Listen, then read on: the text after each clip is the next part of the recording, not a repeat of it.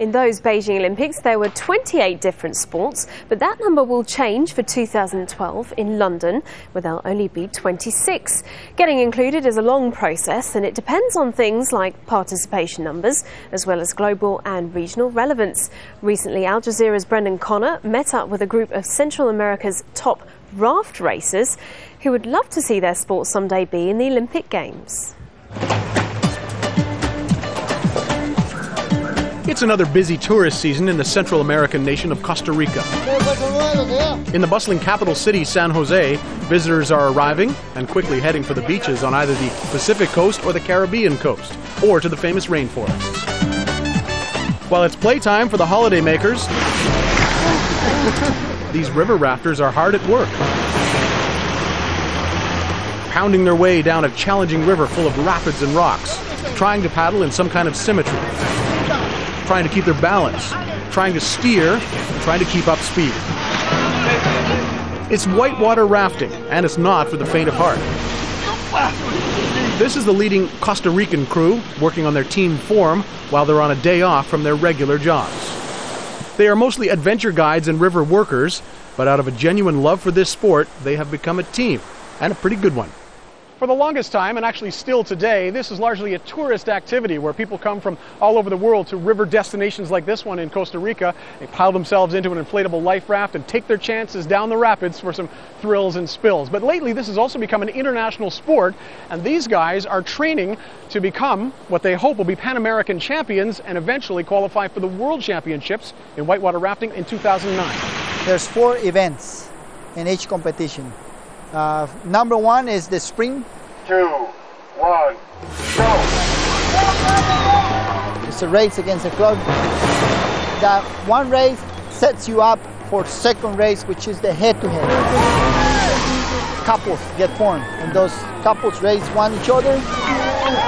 The third race is the slalom.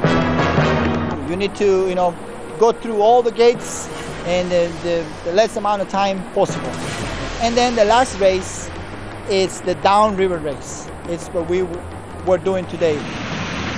As with any sport, it takes funding to have good training opportunity, equipment, and travel for regular competition. The Costa Rican team has none of this. It's something the athletes live with, but it's also something they lament.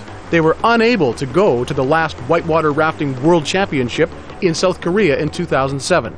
Here we focus a lot in football. So we have a new sport that people doesn't know really well. So it's hard to get money from companies that want to put their name in our life jacket or in the helmet. Is it an expensive sport? In the beginning, yes, because the equipment is really expensive, like life jackets, paddles, helmets. But then, when you have all the equipment, you just need to put your time, your energy, and the rivers are for free. In the late 1980s, a group of whitewater rafting enthusiasts began getting together for cultural exchange reasons. And that led to the first World Rafting Festival in 1991 in Russia. It grew from there into a regular staging of the World Rafting Championship, beginning in 1994 in Italy, and since then it has been regularly held in places like Africa, South America, the United States, Eastern Europe, and most recently in South Korea. The next World Championships in this sport are this year in Bosnia-Herzegovina. But things are looking good for Costa Rica to host the Worlds in 2011. So these guys say they will keep up their training with that in view, although training isn't easy given the geography. 2 of the guys that we have in the team, they live in the Caribbean side.